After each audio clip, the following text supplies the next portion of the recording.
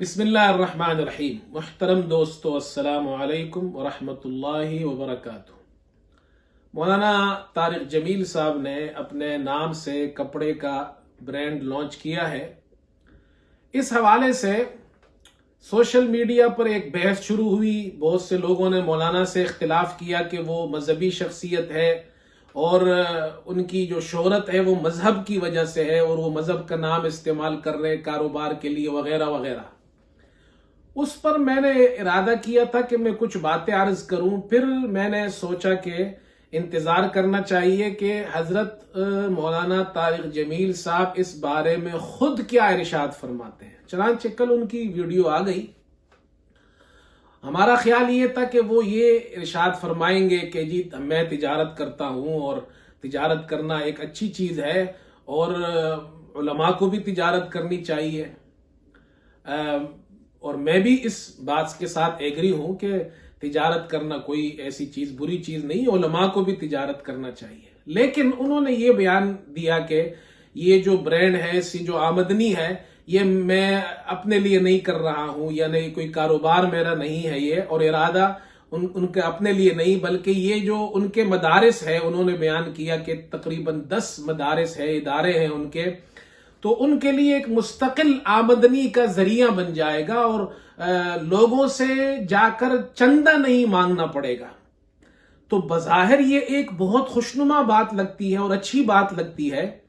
लेकिन मैं इस बारे में चंद बातें अदब के साथ अर्ज करना चाहता हूं, और वो ये है कि ये हमारे दीनी मदारिस का मिजाज नहीं, और अकाबिरीन उलमाए देवबंद, जो देवबंद के अकाबिरीन थे, उनका ये मिजाज नहीं। मैं इस हवाले से हजरत मौलाना कासिम नानोतवी रहमतुल्लाह अलैह, जिन्होंने देवबंद दारुल देवबंद की बुनियाद रखी, फिर उन्होंने उस मदरसे के लिए 8 उसूल बनाए, और वो 8 उसूल आज भी दारुल देवबंद में मौजूद है। और उन उसूल में से एक उसूल उन्होंने जो बयान किया है वो मैं आपके सामने पढ़ देता हूं कि अच्छा, वो जो अल्फाज है मैं थोड़ी सी उसकी तशरीह भी करनी पड़ेगी, उलमा तो समझ जाएंगे तलबा, लेकिन दीगर हजरात के लिए वो क्या फरमाते हैं। हजरत फरमाते हैं मौलाना कासिम नानोती रहमतुल्लाह अलैह कि इस मदरसे में जब तक आमदनी की कोई सबील यकीनी नहीं, यानी कोई ऐसी आमदनी नहीं जो यकीनी हो हमें कि यहां से ये आमदनी हर महीने हमें हासिल होगी, तब तक ये मदरसा इंशाअल्लाह बशर्ते तवज्जो इल्लाह इसी तरह चलेगा। यानी ये इसी तरह चलता रहेगा, लोग चंदा देंगे, कभी पैसे होंगे, कभी नहीं होंगे, कभी ज्यादा होंगे, कभी कम होंगे।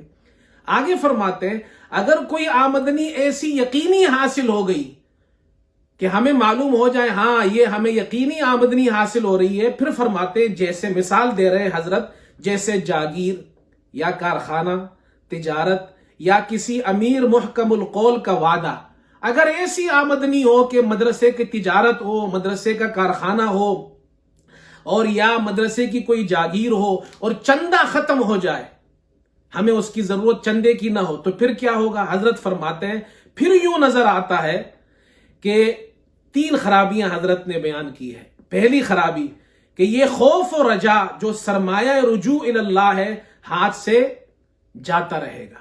यानी हम कभी खौफ में होते हैं, कभी उम्मीद में होते हैं, कभी हमें लगता है चंदा आ जाएगा, कभी लगता है नहीं आएगा, मदरसे में कभी खाना होता है, कभी नहीं होता, और फिर हम अल्लाह की तरफ रुजू करते हैं, गिड़गिड़ाते हैं। ऐसे मदरसे मैं भी खुद जानता हूं, गरीब मदरसे हैं जहां बच्चों के लिए खाना नहीं होता, तो फिर वो लोग खत्म करते हैं, दुआएं करते हैं। हजरत भी फरमा रहे हैं ये हमारा सरमाया है, रुजू इल्लाह।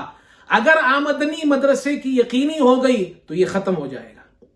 दूसरी बात हजरत फरमा रहे हैं इमदाद गैबी मौकूफ हो जाएगी, जो अल्लाह गैब से इमदाद करते हैं मदारिस की, मदरसे की, वो खत्म हो जाएगी।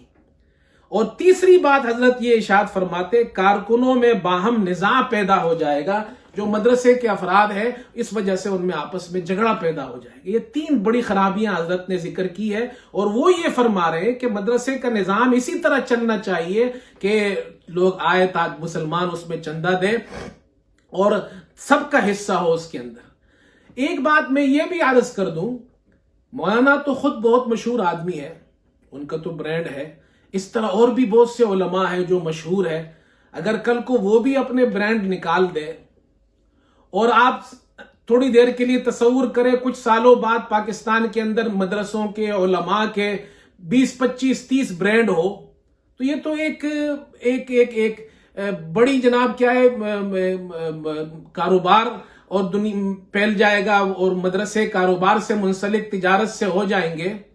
اس میں نقصان کیا ہوگا کہ جو مالدار تاجر لوگ مدرسوں کو چندہ دیتے ہیں تو وہ ثواب کی نیت سے احترام کے ساتھ دیتے ہیں، لیکن جب وہ تجارت اور بزنس کے ساتھ مدرسہ منسلک ہو جائے گا تو اس میں پھر ڈر سب سے بڑا یہ اختلاف پیدا ہو جائے گا. کاروباری آدمی بزنس اور تجارت میں نہ کسی مولوی کا احترام کرتا ہے نہ ثواب اس میں مقصود ہوتا ہے، وہ چندے میں ہی احترام ہوتا ہے مدرسے کا ثواب کی نیت سے.